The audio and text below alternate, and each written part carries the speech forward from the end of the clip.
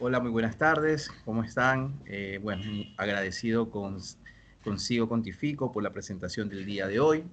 En su aniversario estamos muy contentos por un año más de esta gran empresa que está en nuestro país y bueno, siguiendo su filosofía, estamos el día de hoy eh, dando esta presentación que es muy importante para todos los ecuatorianos principalmente, dado de que vamos a abordar un tema de mucha importancia relacionado con el tema de por qué glosa el servicio de rentas internas. Entonces voy a proceder con la presentación. También es importante mencionarles, ¿verdad?, que cualquier duda, ¿verdad?, que ustedes tengan, por favor, lo pueden dejar en el chat y si el tiempo nos alcanza, responderemos dentro del mismo evento o si no, con posterioridad al evento. Todo dependerá del tiempo que tengamos para la presentación el día de hoy. Voy a proceder con la charla. Tengo que mencionarles que el tema del día de hoy son las razones detrás de las glosas del SRI, causas, consecuencias y cómo evitarlas. Para ello, en primer lugar, tenemos que tener claro qué es una determinación tributaria. El Código Tributario, en el artículo 68, define lo que es la facultad determinadora por parte del Servicio de Rentas Internas. Y esto indica que la determinación de la obligación tributaria es el acto o conjunto de actos reglados realizados por la administración activa, tendientes a establecer en cada caso particular la existencia del hecho generador, el sujeto obligado, la base imponible y la cuantía del tributo. El ejercicio de esta facultad corresponde a lo siguiente. Primero, la verificación. Segundo, la complementación o enmienda de las declaraciones de los contribuyentes o responsables. Tercero, la composición del tributo correspondiente. Cuarto, cuando se advierta la existencia de hechos imponibles y la adopción de medidas legales que se estime convenientes para esta determinación. Dentro de nuestra charla, nos vamos, si bien tenemos que hablar un poco más de lo que es la determinación tributaria como tal, la directa y la presuntiva, nos vamos a enfocar por tema tiempo directamente a lo que la administración tributaria se enfoca dentro de estos procesos determinativos. Inicialmente nos vamos a enfocar en lo que es la parte de ingresos. La omisión de ingresos, cuando uno en nuestra declaración de impuesto a la renta, debemos tomarlo en consideración, que la omisión de ingresos consiste principalmente en la no declaración de ingresos que se ha obtenido durante el periodo gravable declarado. Cuando nosotros omitimos algún tipo de ingreso de acuerdo a lo tipificado en nuestra normativa tributaria, en el artículo 8 que habla de los ingresos de fuente ecuatoriana, ¿verdad? Independientemente de que estos sean ingresos grabados o exentos, deben de estar incluidos dentro de la declaración. La norma no distingue eh, si es ingreso grabado o exento esta omisión. La norma habla netamente de omisión de ingresos. Ya para fines tributarios es que ese ingreso se lo cataloga o se lo define como un ingreso exento de acuerdo al artículo 9 de la Ley de Régimen Tributario Interno. El contribuyente tiene la obligación de declarar todos los ingresos que obtenga, no importa su origen, que son la fuente de la renta sobre la cual se debe pagar el impuesto de la renta. ¿Por qué su origen? Porque su origen puede ser por diferentes motivos. Puede ser de manera onerosa, puede ser por una donación, puede ser un ingreso de fuentes no ecuatorianas, es decir, del exterior. O sea, hay diferentes tipos de fuentes cómo se pudo haber originado este ingreso. Puede ser un ingreso por derechos representativos de capital, en fin, diferentes tipos de ingresos que tenemos como parte de nuestra actividad generadora de ingresos.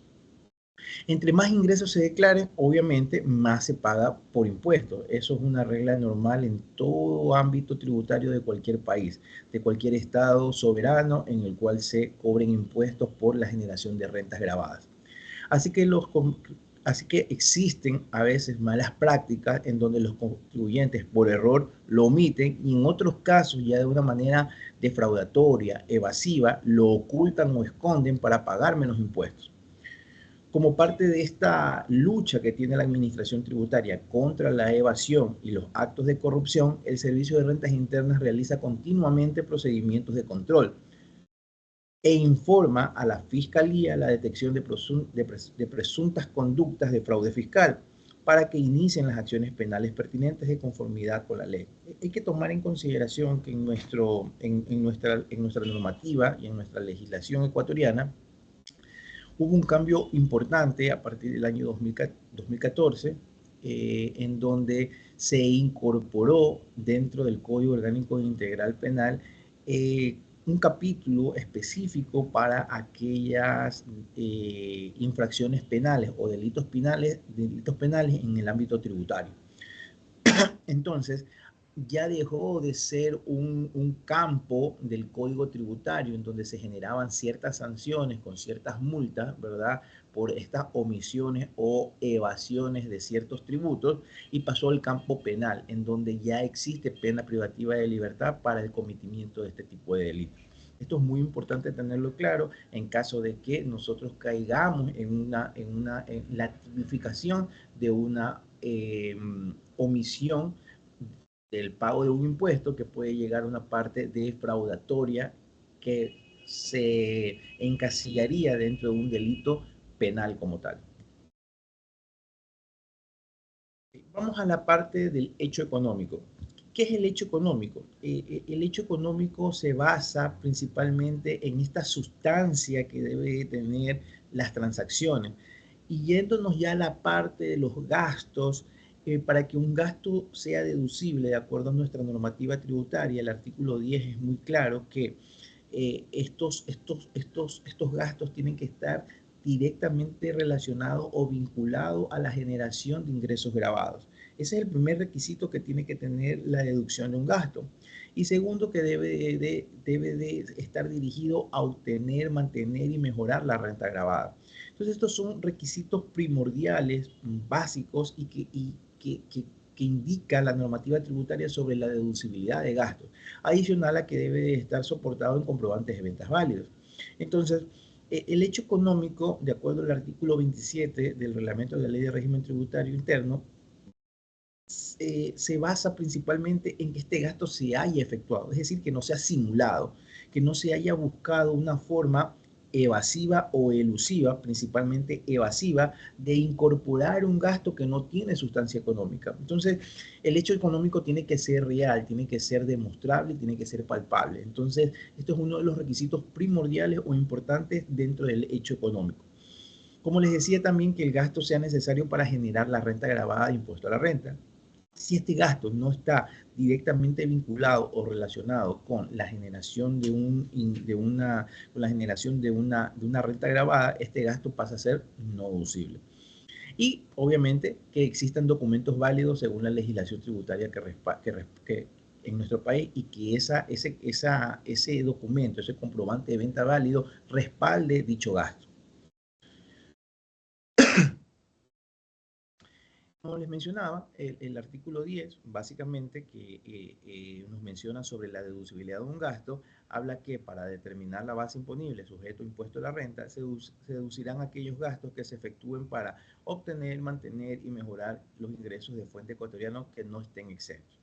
Y el Código Tributario, en el artículo 17, menciona la calificación del hecho generador. Es importante mencionar que en los procesos determinativos, ya sea los diferentes tipos de procedimientos determinativos que tiene la administración tributaria, incorpora dentro de la motivación la calificación del hecho generador, que está dentro del artículo 17 del Código Tributario.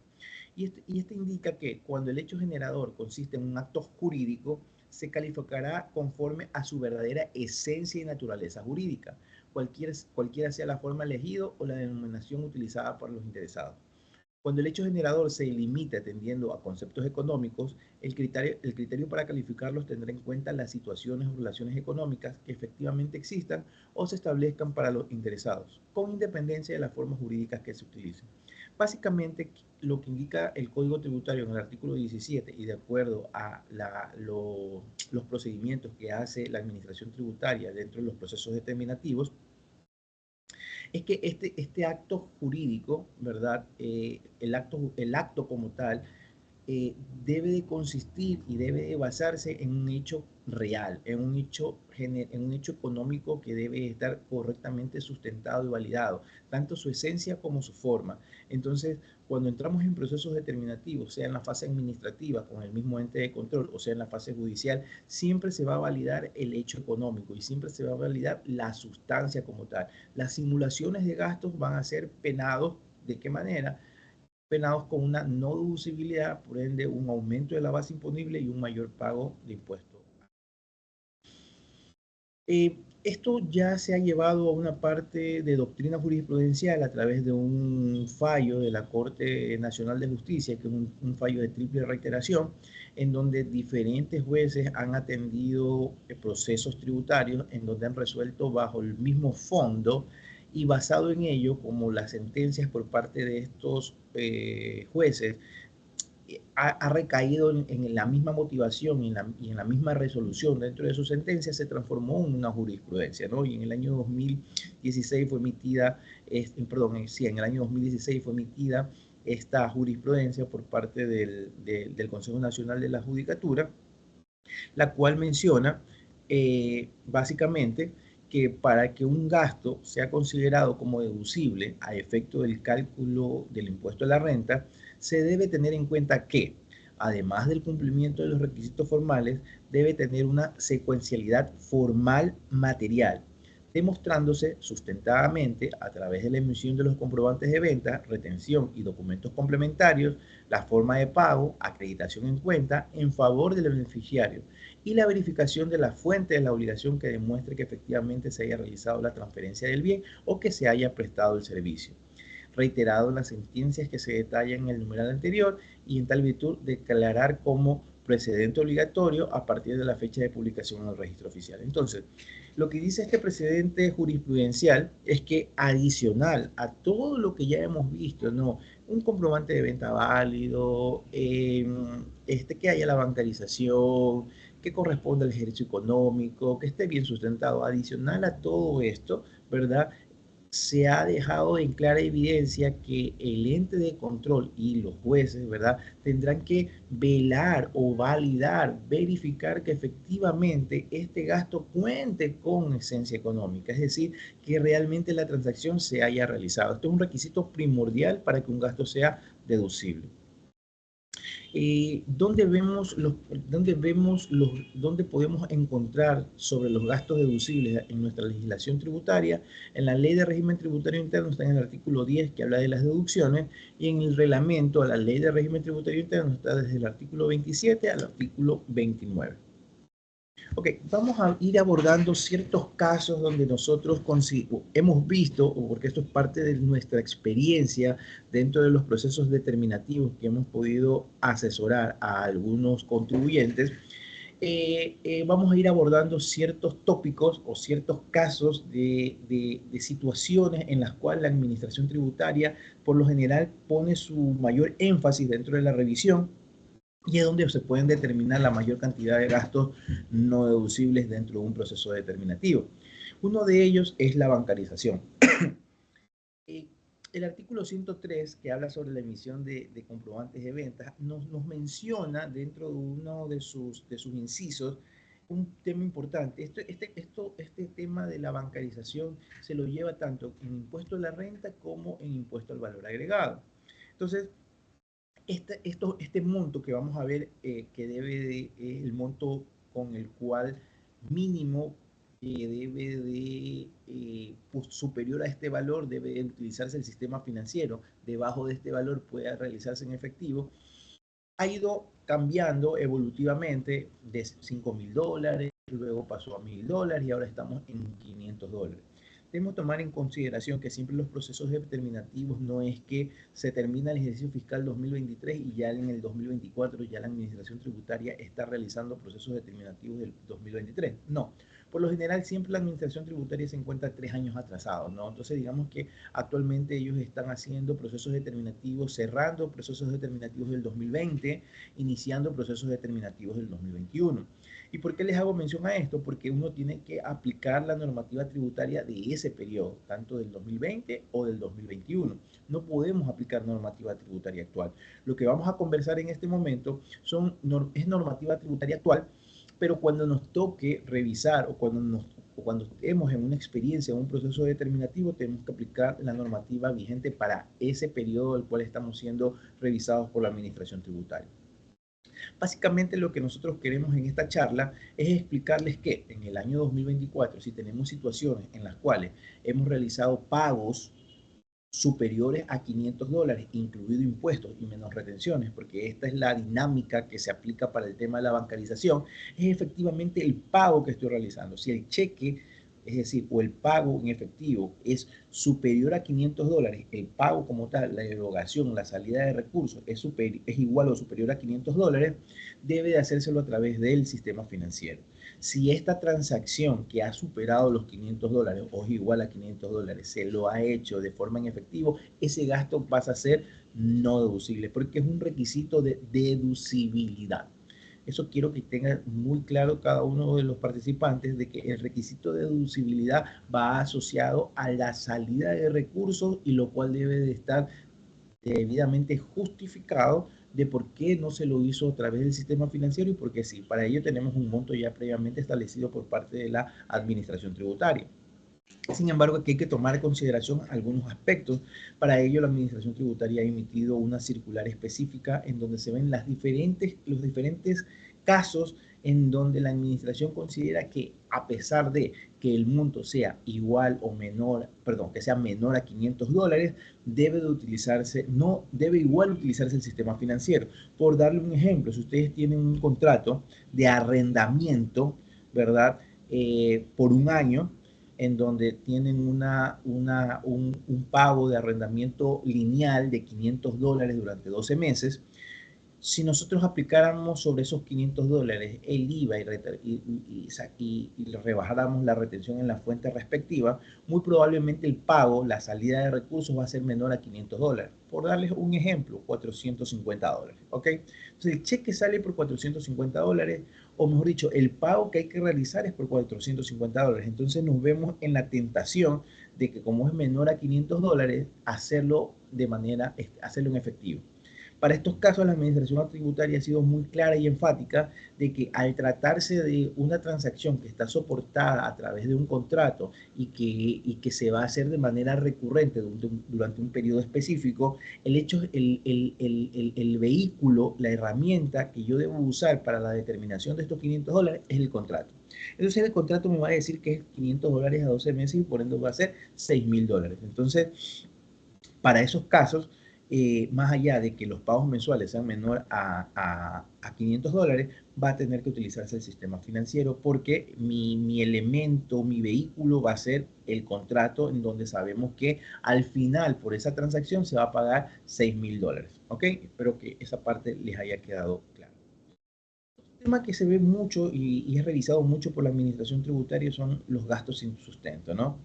El artículo 10 de la ley de régimen tributario interno, como lo hemos mencionado, que un gasto será considerado deducible siempre y cuando esté directamente vinculado a la renta gravada y que se efectúen para obtener, mantener y mejorar los ingresos de fuente ecuatoriana que no sean exentos, ¿no? Entonces, nosotros tenemos que validar siempre de que esto esté debidamente sustentado y soportado. Habrán transacciones que estén soportadas y sustentadas de una manera diferente, no con un comprobante de venta, ¿verdad? Pero la mayoría de las transacciones, las erogaciones, la salida de recursos son a través de comprobantes de venta válidos, ¿verdad? O soportados a través de comprobantes de venta válidos. Si no se cuenta con estos comprobantes de venta válidos, si no se ha hecho la respectiva bancarización, si no se ha realizado las respectivas retenciones de impuestos, estos gastos serán considerados como no deducibles. Pero como les decía, hay otras transacciones que las vamos a ir revisando en el interín de la charla que no tienen un comprobante de venta. Por ejemplo, hay gastos asociados a amortizaciones o depreciaciones, no tienen un sustento de venta. Tenemos bajas de inventario o bajas de activos fijos, también es un gasto, pero tampoco está sustentado con un comprobante de venta y ya vamos a ver de qué manera se lo soporta. En el tema de la nómina, por ejemplo, la nómina no está soportado con un comprobante de venta válido, sino que está soportado a través de roles de pago, pagos al seguro social y, bueno, otras características de deducibilidad que son importantes en este tipo de transacciones. Y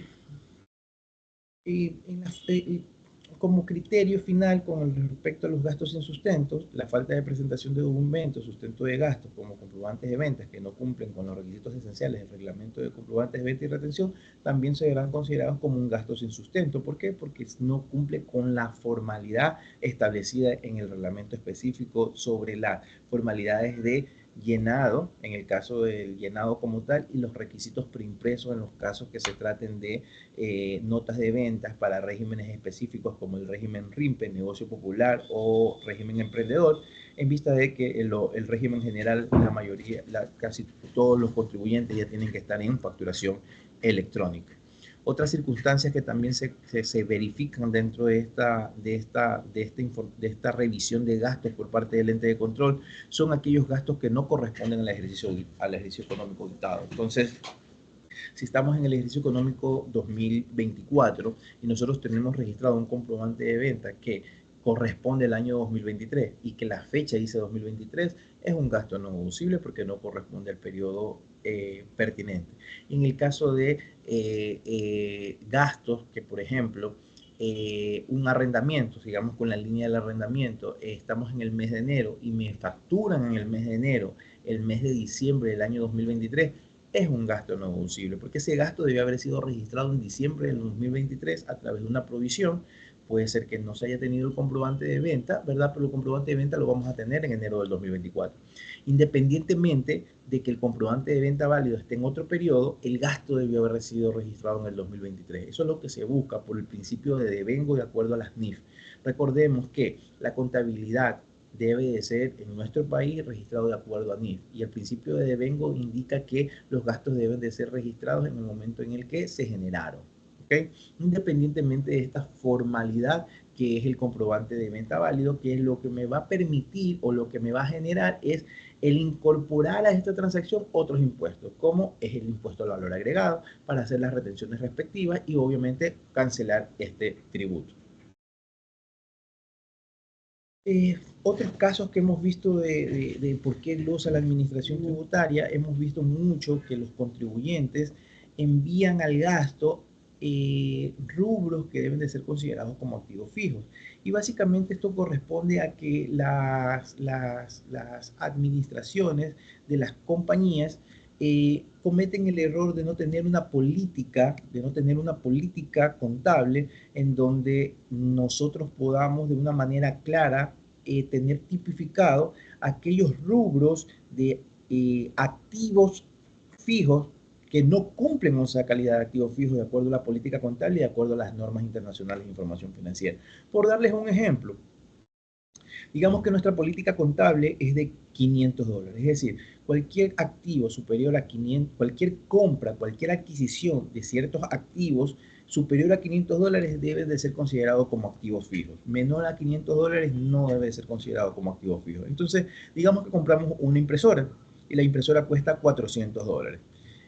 Y de acuerdo a la política, ya tenemos claro de que solamente serán considerados activos fijos, por más de que esta impresora debería de ser considerado por su tipo por el tipo de activo como tal, debería de ser parte de los equipos de computación, pero por el monto, de acuerdo a nuestra política contable, no lo debemos de enviar al rubro de propiedad, planta y equipos en el rubro de equipos de computación, sino que debe ser enviado al gasto. De eso se trata, ¿no? Ahora, si nosotros no tenemos una política contable, eso sí queda a juicio y criterio de la administración tributaria y a juicio y criterio del contador, que es el que registra la transacción dentro de la contabilidad. Por eso nosotros siempre sugerimos, con la finalidad de evitar estas suspicacias por parte del ente de control, dejar una política clara una política clara de capitalización de activos fijos, ¿no? Cuándo sí se capitalizan y cuándo no se capitalizan. Entonces, de esa manera nosotros entregamos a la administración tributaria este documento y ellos van a tener que aplicar lo que dice esta política, ¿no? Entonces, esto es algo, son prácticas que tenemos que comenzar a corregir. Si está dentro de la política, lo puedo enviar como gasto. Ahora, si la política dice $500 y yo estoy adquiriendo un activo de $1000 y lo he enviado al gasto, eso es un error. debe de ser enviado a propiedad, planta y equipos, al rubro de equipos de computación, en el caso que estamos viendo, y debe de ser depreciado en el tiempo de vida útil establecido, por decirlo 3 años. Entonces, esos $500 dividido para 3 años, estamos hablando de más o menos $172. $172 tendrá que enviarse todos los años al gasto vía depreciación, más no a través del registro directo de ese rubro como gasto del periodo. Eso es importante tenerlo en cuenta, el rubro de activos fijos cargados al gasto. Ok, vamos a los gastos por remuneración. Los gastos por remuneración están tipificados dentro de la norma tributaria en el artículo 10, numeral 9, en el artículo 25 del reglamento para aplicación al régimen, a la ley del régimen tributario interno, y hay otras normativas conexas, ¿verdad?, que tienen injerencia con la deducibilidad de gastos, que lo vamos a analizar. Está el artículo 95 del Código de Trabajo, el artículo 11 y 14 de la Ley de Seguridad Social, y los artículos 217 y 220 del Estatuto Codificado del IES, ¿no?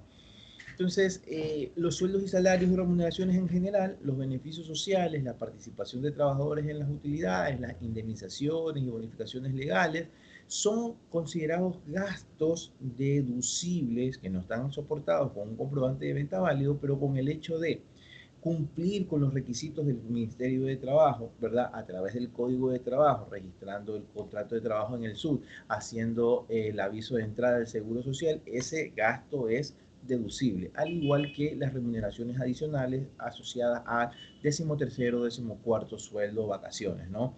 Y en el caso de un despido, tenemos la bonificación por desahucio, ¿verdad? Y la bonificación por despido intempestivo, que también son rubros que están dentro de nuestra legislación laboral, y que para ello necesitamos simplemente el acta de finiquito para dejar soportado dichos rubros. Ahora bien, si nosotros pagamos bonificaciones adicionales a estos empleados como parte de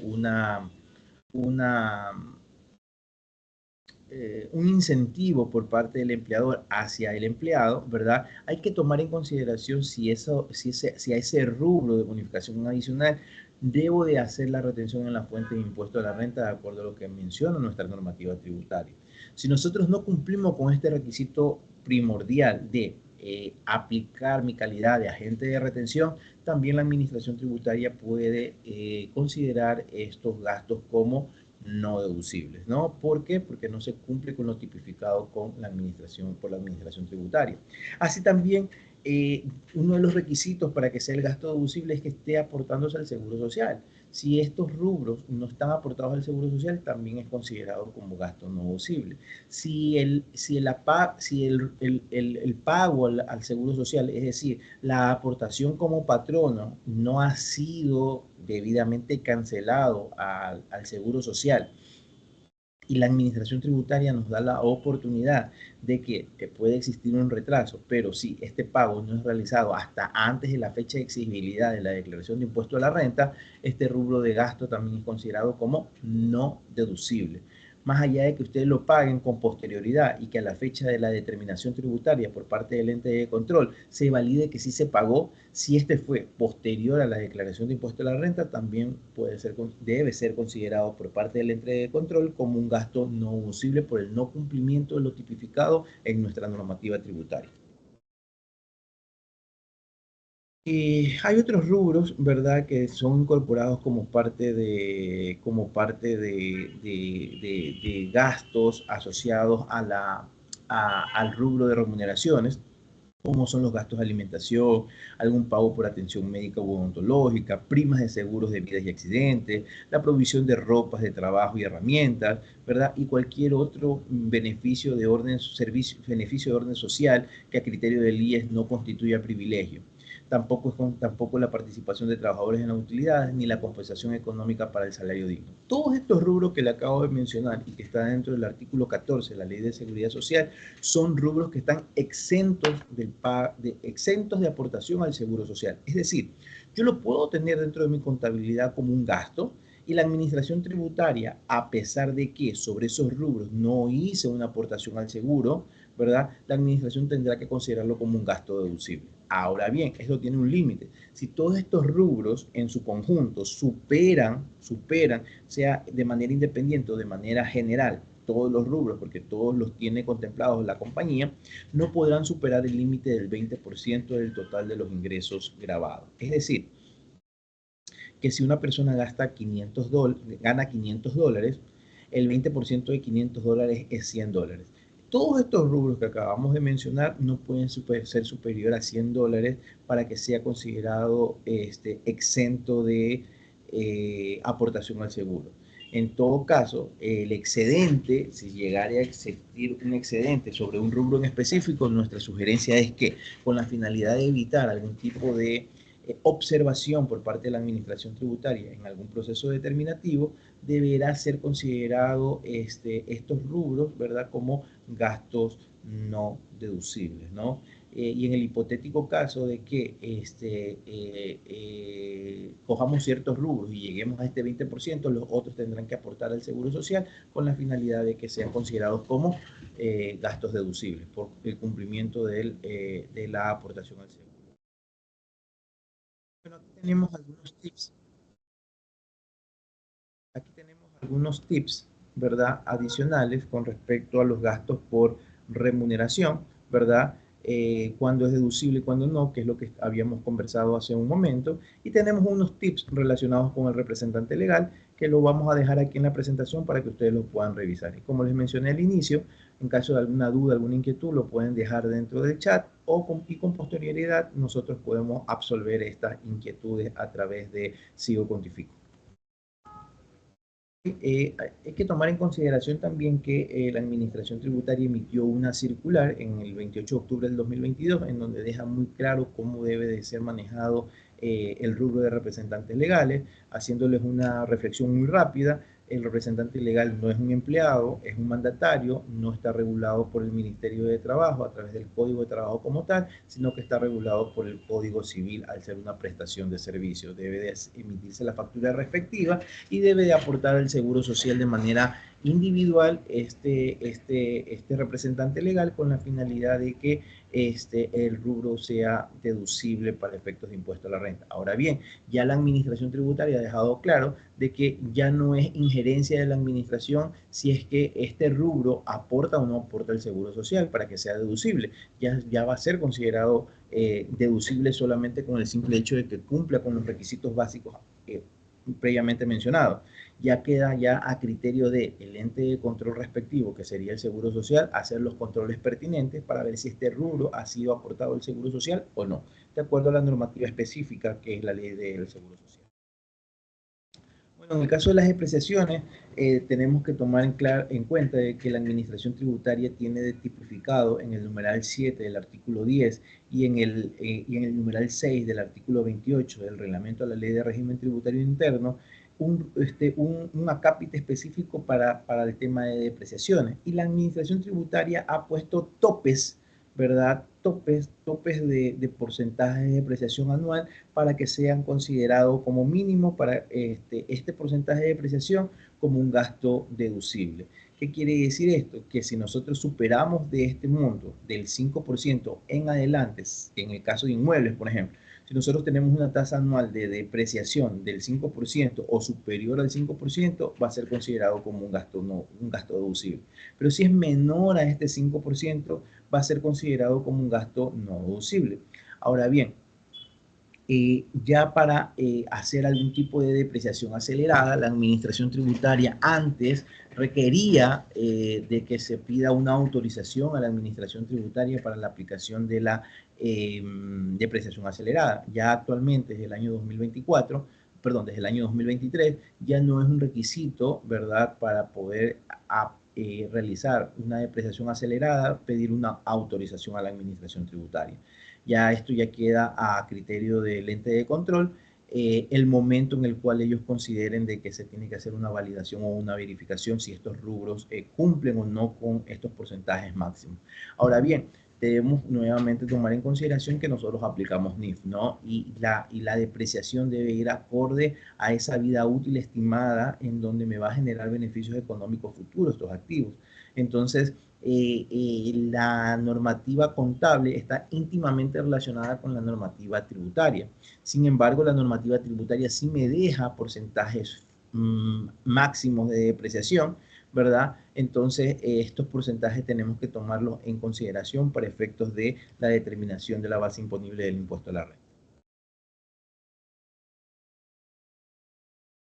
Como ustedes ven, la depreciación acelerada, ¿verdad? El SRI ya no podrá autorizar depreciaciones en porcentajes anuales mayores a los previstos en la norma tributaria. Ya no hay una autorización per se por parte del ente de control. Otro tema que tenemos que tomar en consideración dentro de los gastos, dentro del rubro de activos fijos, es que aquellos activos o a la compra de aquellos activos fijos superiores a $35.000 en el rubro de vehículos, si el avalúo es superior a $35.000 en el rubro de vehículos, de acuerdo a la base de datos del SRI, para el cálculo del impuesto a la renta anual, este rubro, ¿verdad? El excedente deberá ser considerado como no deducible a nivel de depreciación.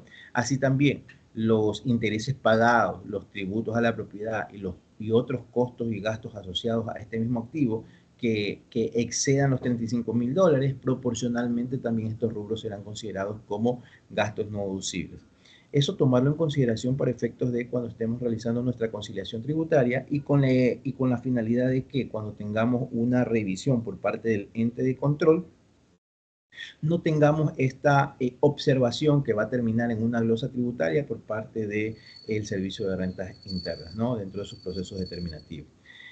También aquí hay que tomar en cuenta que aquellos activos que excedan este monto de $35.000, ¿verdad? Aplicarán los 4 deducibles antes mencionados, depreciación o amortización, intereses pagados y tributos a la propiedad,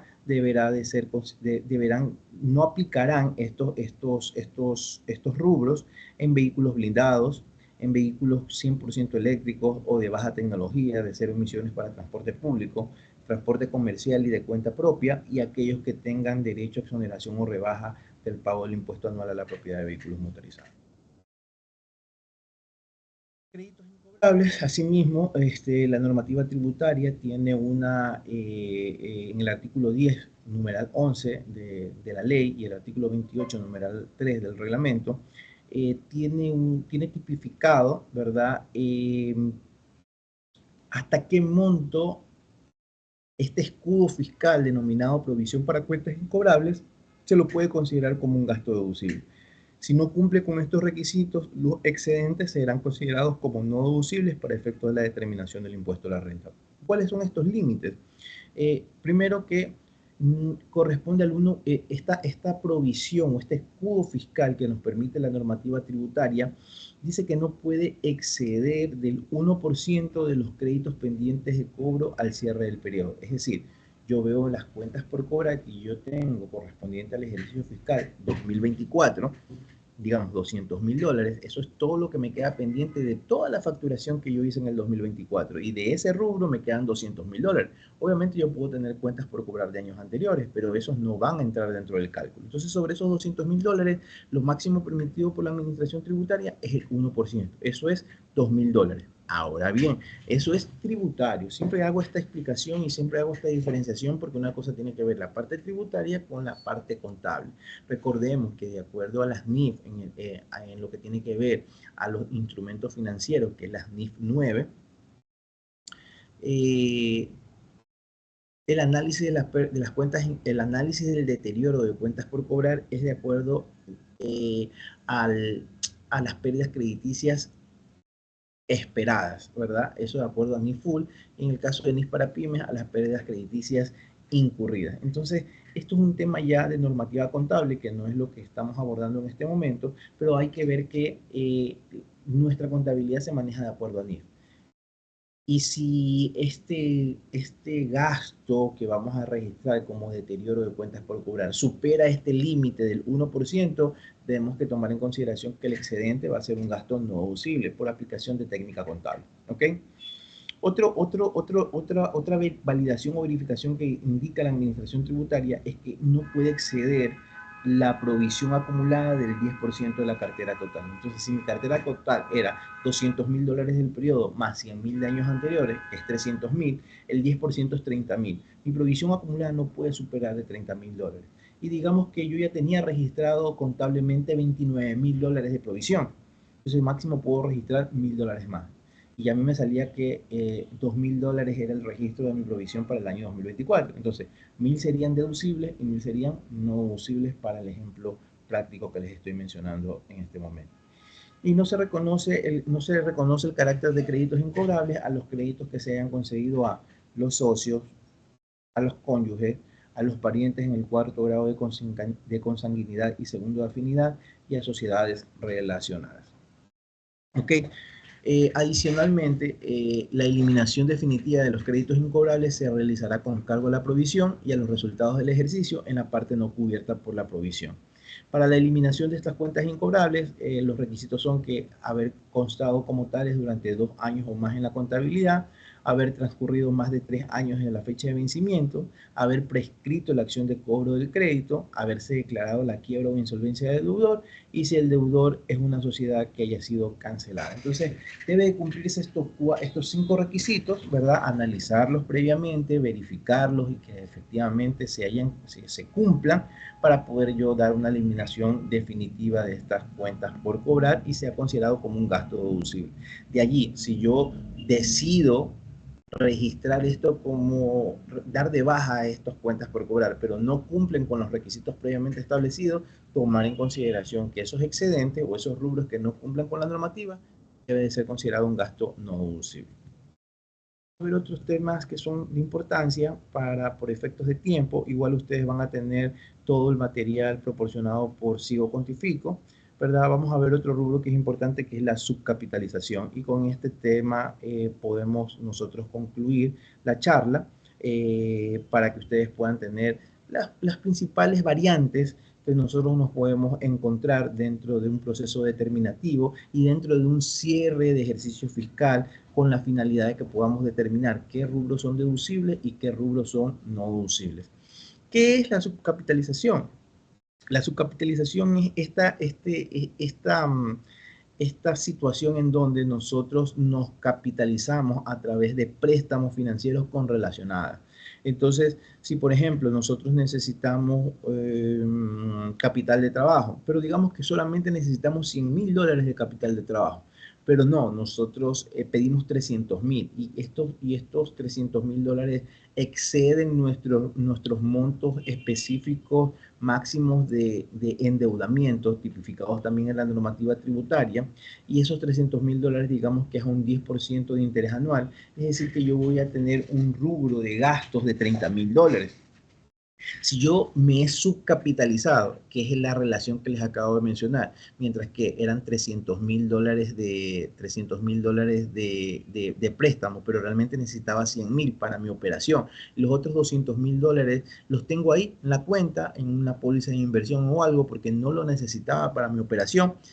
Esos $30.000 de gasto puede ser objetado por la administración tributaria por un principio de subcapitalización, es decir, he solicitado más capital de lo que yo necesitaba. Y por ende, solamente $10.000 van a poder ser considerados como un gasto deducible y $20.000 ya no va a poder entrar dentro de este rubro.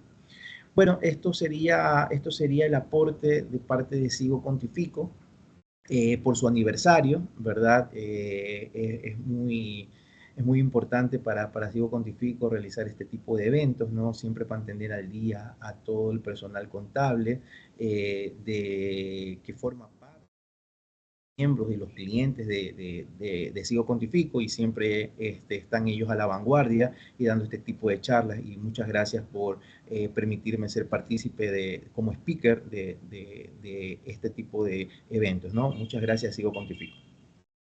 Ahora le doy paso al estudio para continuar con nuestra celebración de aniversario.